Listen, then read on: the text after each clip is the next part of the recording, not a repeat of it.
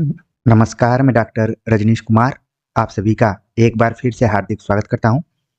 आज की video lecture में हम बात करेंगे यूजीसी नेट दिसंबर 2023 का जो फॉर्म निकला हुआ है, उसके महत्वपूर्ण बिंदुओं के ऊपर। यदि कोई विद्यार्थी पहली बार इस फॉर्म को भरने जा रहा है, तो उनको कौन-कौन सी बातें ध्यान में रखनी चाहिए, ताकि वो एग्ज़ाम अच्छे से दे सकें।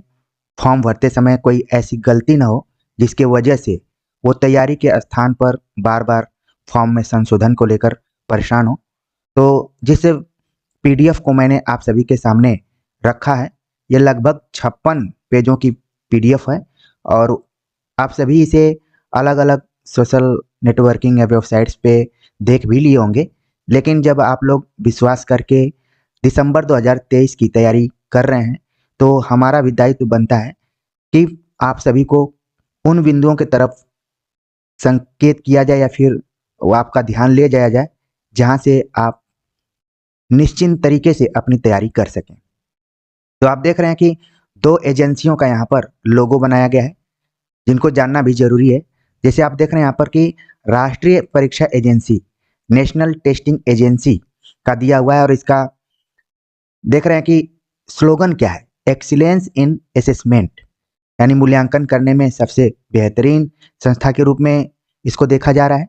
और दूसरी तरफ एक लोगो आप देख रहे हैं जिससे कि आप सभी का बड़ा ही आत्मीय लगाव भी है, विश्वविद्यालय अनुदान आयोग, university grants commission, quality higher education for all. इसका देखिए स्लोगन दिया गया है, बड़ा ही छोटा सा स्लोगन है, लेकिन हमें इसे जरूर ध्यान में रखना चाहिए। ज्ञानम विज्ञानम विमुक्तये, ये है यूजीसी नेट यानी यूजीसी संस्था जो है उसका एक तरीके से स्लोगन। और नीचे पूरा पीडीएफ में दिया गया है कि UGC NET university grants commission national eligibility test दिसंबर 2023। और मैंने बताया आप सभी को कि लगभग 56 पेजों का इंफॉर्मेशन बुलेटिन है और इसका दिया गया है कि क्या विजन रहा है, मिशन क्या है, कोर वैल्यूज क्या है। तो इन सारी चीज़ों को आप अलग समय निकाल कर देख सकते हैं, पढ़ सकते हैं। लेकिन हमारे लिए इंडेक्स में जो महत्वपूर्ण पॉइंट्स हैं, वो पॉइंट नंबर 4 और पॉइंट नंबर 5 बहुत ही महत्वपूर्ण है।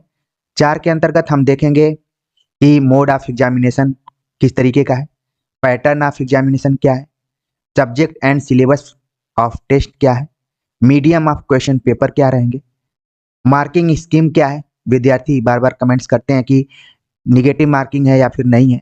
तो आप देख रहे हैं कि बिंदु 4 के अंतर्गत हम लगभग 5 बिंदुओं को देखेंगे। पांचवें में हम देखेंगे कि eligibility criteria for UGC NET दिसंबर 2023 क्या है, क्वालिफाइंग एग्जामिनेशन इंस्ट्रक्शंस के बारे में दिया हुआ है, examination eligibility for assistant professor. और सबसे महत्वपूर्ण पॉइंट यहाँ पर है कि एज लिमिट एंड रिलैक्सेशन, कितनी एज तक के लोग फॉर्म भर सकते हैं और कितनी कितनी उम्र अलग अलग कैटेगरीज के लिए छोड़ी गई है या फिर उसमें छूट दी गई है। तो यही दोनों पॉइंट हैं, 4 और 5।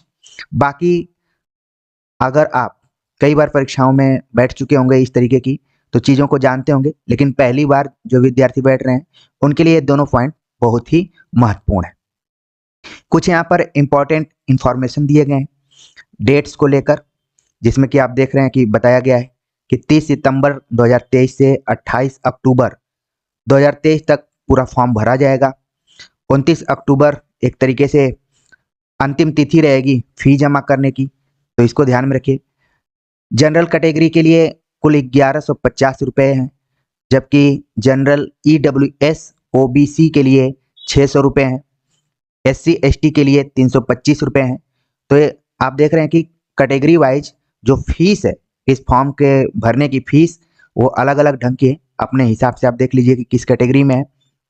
इसके बाद बताया गया है कि आप अगर मान लीजिए फॉर्म कुछ गलत भर दिए हैं, करेक्शन करना चाहते हैं, तो 2 दिन आपको दिया जाएगा। 30 और 31 अक्टूबर को फॉर्म में सुधार कर सकते हैं। हालांकि मैं यही आप सभी को सलाह दूंगा कि लेट से फॉर्म भरिए, आराम से भरिए, लेकिन कोई गलती ना हो जैसे कि आप मानसिक रूप से परेशान हो। इसके बाद सीटी और एडमिट कार्ड के बारे में बाद में बताया जाएगा। एग्जामिनेशन डेट यहाँ पर बताई गई है कि 6 दिसंबर से लेकर 22 दिसंबर 2023 के बीच में एग्जाम होगा। यानी कि आप देख रहे हैं कि लगभग 16 दिनों का पूरा प्रोग्राम इसमें बनाया गया है कि 16 दिनों तक एग्जाम चलेंगे। अब हिंदी विषय का कब एग्जाम होगा, जो भी इसकी परंपरा चली आ रही है, पीछे का जो भी इतिहास है, वो लगभग अंतिम फेज में ही हिंदी विषय का पेपर होता है।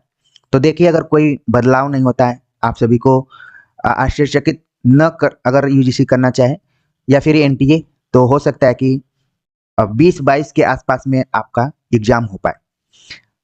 परीक्षा की अवधि कितनी होगी, यहाँ पर बताया गया कि 180 मिनट की होगी, यानी कि 3 घंटे आपको दिए जाएंगे परीक्षा देने के लिए। और इसमें 2 पेपर हैं, पेपर 1 और पेपर 2।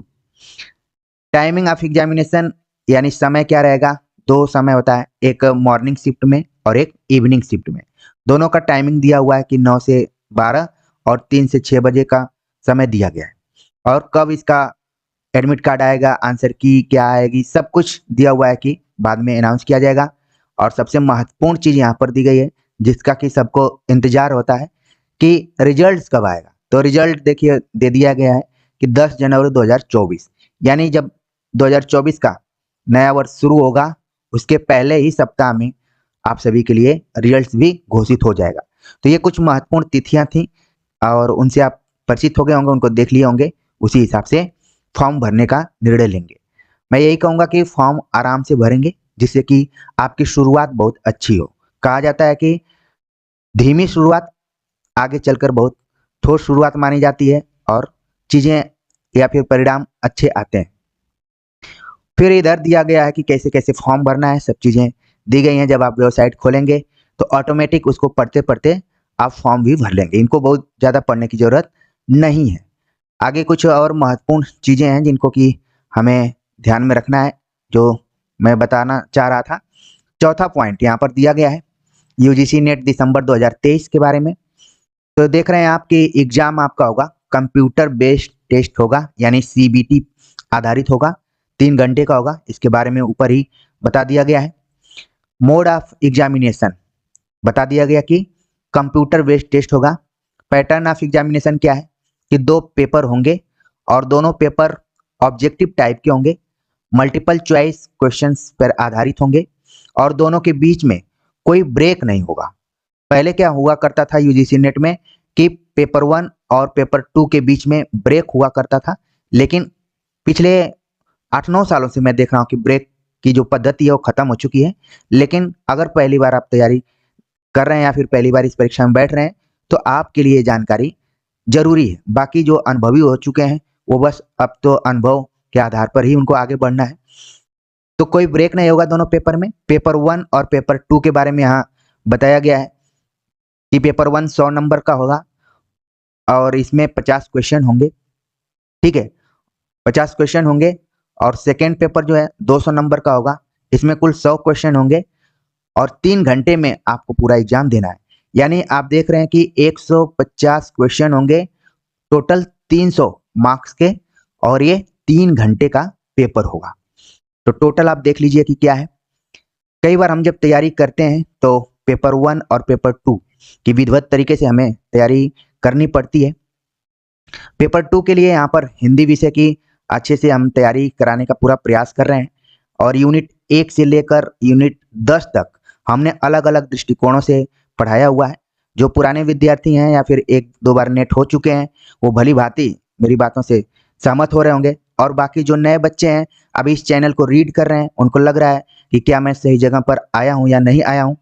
1 सप्ताह तक समय देंगे तो उनको लगेगा कि तैयारी यहीं से हमें करना चाहिए। बाकी फर्स्ट पेपर के लिए आप यूट्यूब पे और भी चैनल्स देख सकते हैं। बीच बीच में मेरी यही कोशिश रहेगी कि कम से कम फर्स्ट पेपर में जो कठिनाइयाँ हुआ करती हैं उनको लेकर उन इकाइयों पर मैं ज़रूर बात करूं कि कहाँ पर आप अगर कम भी पढ़कर जाते हैं तो अच्छा परफॉर्मेंस कर लेते हैं। ये मेरी जिम्मेदारी और मेरे मन में है कि इस तरीके से मैं विचार जरूर करूँगा। तो पेपर 1 और पेपर 2 के बारे में आप देख लिए। पेपर 1 सबके लिए कॉमन है और पेपर 2 क्या है, स्पेसिफिक विषय के रूप में, डोमेन जो भी आपका जो विषय है, सब्जेक्ट के रूप में जो आप फॉर्म अप्लाई कर रहे हैं उसके लिए है। ठीक है, तो इसके बाद हम आगे देखते हैं कि क्या हमें ध्यान में रखना है। Medium of question paper, question paper का मीडियम क्या होगा। बहुत सारे विद्यार्थी जो हिंदी भी पढ़ते हैं तो उनको लगता है कि कहीं उनका पेपर इंग्लिश में तो नहीं पूछा जाएगा, लेकिन ऐसी कोई बात नहीं है। आप देखेंगे कि जो भी क्वेश्चन पेपर का मीडियम होगा वो इंग्लिश और हिंदी दोनों में ही होगा, दोनों लैंग्वेज में होगा। आपके लिए अच्छा ये रहेगा कि जो हिंदी से तैयारी कर रहे हैं, मतलब हिंदी विषय से तैयारी कर रहे हैं, वो थोड़ा बहुत इंग्लिश वाले क्वेश्चन शब्दों को, वर्ड्स को जरूर देखें। अगर नहीं समझ में आ रहा है हिंदी का तो दोनों का सहयोग करके आप जाएंगे तो 2-4 क्वेश्चन आप सही करके आ सकते हैं एक्स्ट्रा। तो हिंदी और अंग्रेजी दोनों में पेपर रहेगा। और यहाँ पर बताया गया है कि आप जब फॉर्म भरेंगे उस समय भी आपको कहीं पे चुनना भी होगा कि किस लैंग्वेज में हम फॉर्म को या फिर एग्जाम देंगे। तो इसको आप फॉर्म भरते समय एक बार जरूर गंभीरता से देखिएगा। मार्किंग स्कीम क्या है? मार्किंग स्कीम है कि हर क्वेश्चन के लिए 2 नंबर दिए जाएंगे, यानी कि हर प्रश्न के लिए 2 अंक होंगे। ठीक है, तो आपको सीरियसली इसको देखना है। एक मतलब कि कई परीक्षाओं में आप जाएंगे तो एक क्वेश्चन के लिए 1 नंबर होता है, लेकिन यूजीसी नेट में एक क्वेश्चन के लिए 2 अंक होते हैं, यानी कि एक अगर आपका एक क्वेश्चन गलत हुआ तो आप 2 नंबर से पीछे हो गए। यहाँ पर बताया गया है कि हर सही आंसर के लिए आपको 2 नंबर दिए जाएंगे। यहाँ पर कोई निगेटिव मार्किंग नहीं है। देखिए मैं स्पष्ट रूप से यहाँ पर बता रहा हूँ कि अगर आपने कोई उत्तर गलत कर दिया है तो माइनस मार्किंग बिल्कुल नहीं है, निगेटिव मार्किंग नहीं है। इतना क्लियर बताने के बाद भी मुझे पूरी उम्मीद है कि कुछ विद्यार्थी जरूर कमेंट्स करेंगे कि सर इसमें माइनस मार्किंग है कि नहीं। माइनस मार्किंग को ही हम निगेटिव मार्किंग भी कहते हैं। तो यूजीसी नेट के एग्जाम में आप देख रहे हैं कि नो निगेटिव मार्किंग दिया गया है, तो इसको ध्यान में रखें। और बाकी अगर आपने कोई क्वेश्चन छोड़ दिया, उसका उत्तर भी नहीं दिया, तो उसका भी आपके ऊपर कोई असर नहीं पड़ेगा। ठीक है, तो ये दिया गया है। इसके बाद नीचे हाईलाइट भी किया यूजीसी, उसको लग रहा है कि बहुत सारे विद्यार्थी हैं जो कि माइनस मार्किंग को लेकर कंफ्यूज होंगे। तो यहाँ पर दिया गया there is no negative marking, कोई माइनस मार्किंग नहीं है। अब हम बात करते हैं कि एलिजिबिलिटी क्या है, इसकी एलिजिबिलिटी क्राइटेरिया क्या है, इसको भी ध्यान में रखना है। और कैटेगरी वाइज ध्यान में रखना है कि यूआर के लिए कितना है, ईडब्ल्यूएस के लिए कितना है, ओबीसी के लिए कितना है, और फिर एससी एसटी के लिए कितना कितना परसेंटेज मार्क्स होने चाहिए एमए के आधार पर। क्योंकि आप जानते हैं कि एमए मास्टर ऑफ आर्ट्स या फिर मास्टर ऑफ साइंस, कुल मिला जुलाकर पीजी आप जिस विषय में हैं उसके बाद ही इस फॉर्म को भर सकते हैं। कई विद्यार्थी कमेंट्स करते हैं कि एमए के किस सेमेस्टर में रहेंगे तो फॉर्म भरेंगे। तो अगर आप ज़्यादा अच्छी तैयारी कर चुके हैं तो सेकेंड सेमेस्टर से भी फॉर्म को भर सकते हैं, थर्ड से भी भर सकते हैं। ठीक है, क्योंकि अगर आप इसको क्वालिफाई कर जाते हैं तो उसमें दिया गया है कि 2 से 3 वर्ष में आप अपने मास्टर डिग्री को हर हालत में कंप्लीट कर लें। वरना अगर आप जेआरएफ हो जाते हैं और आपका कोर्स कंप्लीट नहीं होता है तो आपको जेआरएफ होने का कोई फायदा नहीं होगा। इसलिए सही टाइमिंग पे फॉर्म भरिए और सही तैयारी के साथ इस एग्जाम को क्वालिफाई कर जाइए। अब देखते हैं कि क्वालिफाइंग एग्जामिनेशन है क्या, कितने कितने प्रतिशत आपके रहने चाहिए तो फॉर्म भर सकते हैं। तो कुल मिलाकर बताया गया है कि जनरल ईडब्ल्यूएस के जो कैंडिडेट हैं उनको 55% चाहिए, यानी कि जनरल और ईडब्ल्यूएस के लिए आपका 55% होना चाहिए।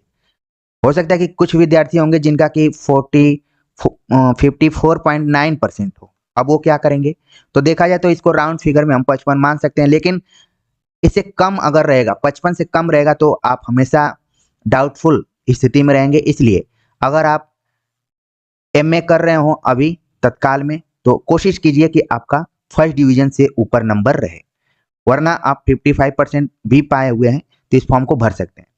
ओबीसी कैटेगरी के लिए यहाँ पर बताया गया कि ओबीसी कैटेगरी हो जाए या फिर एससी कैटेगरी है, एसटी, इन सब के लिए, इन तीनों के लिए दिया गया है कि आपके 50% होने चाहिए। एक विद्यार्थी ने मुझे कमेंट्स किया था व्हाट्सएप पे कि उनका 47% है, तो वो क्या फॉर्म को भर सकते हैं। तो यहाँ पर देखिए स्पष्ट रूप से बताया गया है कि जनरल कैटेगरी ईडब्ल्यूएस के लिए 55% होना चाहिए, ओबीसी एससी एसटी के लिए 50% हर हालत में होनी चाहिए, तभी होगा। और साथ में जोड़ दिया है अगर पीडब्ल्यूडी के कैंडिडेट हैं तो उनका भी 50% होना चाहिए, यानी कि 2 ही प्रतिशत आपको ध्यान में रखना है, या तो 55% हो या फिर 50% हो। नीचे और भी बहुत सारी बातें दी गई हैं, ठीक है ना। तो हम इस पे बहुत ज़्यादा नहीं ध्यान देंगे क्योंकि मेन मेन जो चीज़ थी हमने बता दिया है। आगे चलते हैं। कुछ जैसे कि एग्जेम्प्टेड विद्यार्थी होते हैं जो ऑलरेडी कहीं से पीएचडी इत्यादि कर लेते हैं, तो उनको कुछ प्रावधान किया गया है, उनको छूट भी मिलती है इस फॉर्म को भरने के लिए, तो खैर उसको छोड़ते हैं। अब देखते हैं हम एज लिमिट। एज लिमिट क्या है, इसको लेकर भी प्राय आप सभी के कमेंट्स आते रहते हैं कि कितने उम्र के लोग भर सकते हैं। तो ऊपर हमने क्राइटेरिया के बारे में बात कर लिया कि कितना कितना प्रतिशत आपका रहेगा तो आप फॉर्म भर पाएंगे। यहाँ पर आयु को लेकर हम बात करते हैं कि आप कितने उम्र के हैं तो इस फॉर्म को भर सकते हैं। पहले हम बात करते हैं जनरल कैटेगरी की। तो यहाँ पर दिया है, अगर आप जीआरएफ करना चाहते हैं, असिस्टेंट प्रोफेसर की कोई, यहाँ पर आप देख रहे हैं कि अपर एज लिमिटेड नहीं है। आपको यहाँ खास तौर से ध्यान में रखना है कि जो भी एज लिमिटेशन की बात की जाएगी वो जेआरएफ को ध्यान में रखकर की जाएगी, यानी जूनियर रिसर्च फेलोशिप को ध्यान में रखते हुए की जाएगी कि कितने एज तक है। बाकी अगर आप असिस्टेंट प्रोफेसर के लिए केवल फॉर्म भर रहे हैं तो उसके लिए कोई अपर एज लिमिट नहीं दी गई है, ठीक है ना। तो जेआरएफ के लिए हम देख लेते हैं कि जनरल में 30 साल से ज्यादा आपकी नहीं होनी चाहिए। अगर आप जनरल कैटेगरी से हैं तो 30 वर्ष तक के फॉर्म को भर सकते हैं अगर जीआरएफ करना चाहते हैं तब। अगर मान लीजिए आपका नेट हो चुका है और आप 31 साल के हो गए हैं तो आपको फॉर्म नहीं भरना चाहिए क्योंकि कोई फायदा नहीं होगा। लेकिन अगर आप मान लीजिए 29 साल के हैं और आप चाहते हैं कि मुझे जीआरएफ हो जाए मेरा ताकि स्कॉलरशिप इत्यादि मिले, तो आप फॉर्म को भर सकते हैं। 30 साल कब तक होगा, यहाँ पर दिया गया कि 1/12/2023 के अनुसार आपको यहाँ पर गणना की जाएगी कि 30 वर्ष कब हो रहा है। तो इस हिसाब से देख लीजिए आप लोग। कई बार क्या होता है कि जब भाग्य में नहीं होता है तो 1-2 महीना बढ़ जाता है और रहता है तो 1-2 महीना कम भी हो जाता है। तो ये सब कुछ नियति के ऊपर भी निर्भर है, लेकिन निराश नहीं होना है कि मेरा जीआरएफ नहीं हुआ तो मैं इस दुनिया में कुछ नहीं कर पाया। बाकी हमारा तो उद्देश्य क्या है, असिस्टेंट प्रोफेसर बनना इस क्वालिफाइंग एग्जाम के थ्रू। तो देखिए, उम्मीद है कि बातें मेरी समझ में आ रही होंगी कि अगर आप जनरल कैटेगरी में हैं, यूआर कैटेगरी में हैं, तो 30 वर्ष मैक्सिमम एज होनी चाहिए। लेकिन अगर आप ओबीसी में हैं, ठीक है, और या फिर एससी एसटी पीडब्ल्यू में है, पीडब्ल्यूडी में है या फिर थर्ड जेंडर में है, तो आपके लिए 5 वर्ष की क्या है, छूट है। यानी आप 35 वर्ष तक जेआरएफ के लिए फॉर्म भर सकते हैं, ठीक है ना। जेआरएफ के लिए भरना है तो कैटेगरी वाइज बता दिया गया, ओबीसी, ठीक, एससी एसटी और ट्रांसजेंडर, इन सब के लिए क्या एज लिमिटेशन है, वो है 35 वर्ष, जबकि जनरल के लिए 30 वर्ष।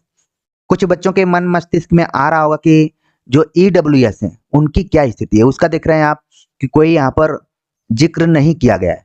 हम देखने का प्रयास करेंगे कि कहीं छूट तो नहीं रहा, लेकिन मुझे दिख नहीं रहा। जनरल कैटेगरी को ही इसमें बताया गया कि 30 वर्ष तक होना चाहिए। बाकी ओबीसी एससी एसटी के लिए बता दिया कि 35 वर्ष, उनके लिए 5 वर्ष की क्या है, छूट है।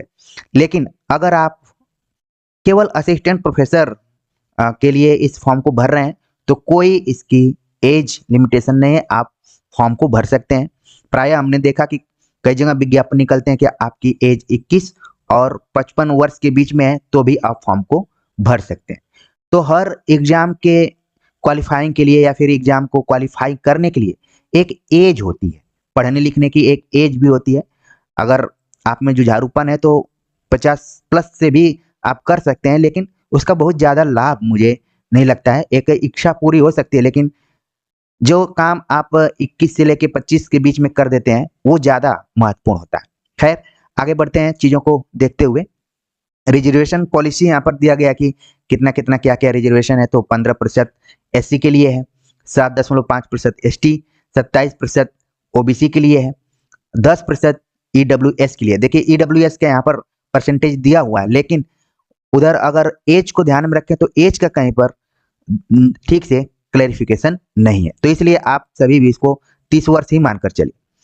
और बाकी पीडब्ल्यूडी के लिए यहाँ पर 5% दिया गया है, ठीक है।